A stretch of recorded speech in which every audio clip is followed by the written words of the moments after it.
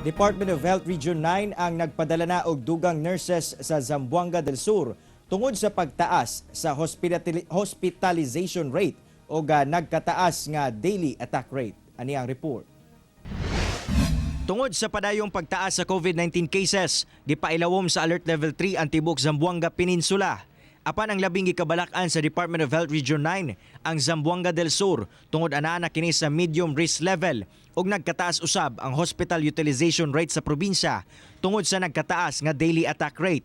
Hinungdan nga daghang pasyente ang ana sa ospital. Tungod niini, magpadala og dugang nurses ug medical staff ang DOH-9 sa Zamboanga del Sur. Masyado mataas ang Zamboanga del Sur, meaning masyado mataas yung transmission doon sa kanilang area. Plus, yung healthcare utilization nila ay tumataas na siya, nasa almost medium risk na siya sa hospital utilization rate. Sumala sa DOH-9 nga wala pa'y kaso sa Omicron variant sa Zamboanga Peninsula. Ang gitudlong hinungdan niini sa parayong pagtaas sa kaso sa COVID-19 ang aktibidad kuno sa miaging holiday season. There are reports coming from other areas, especially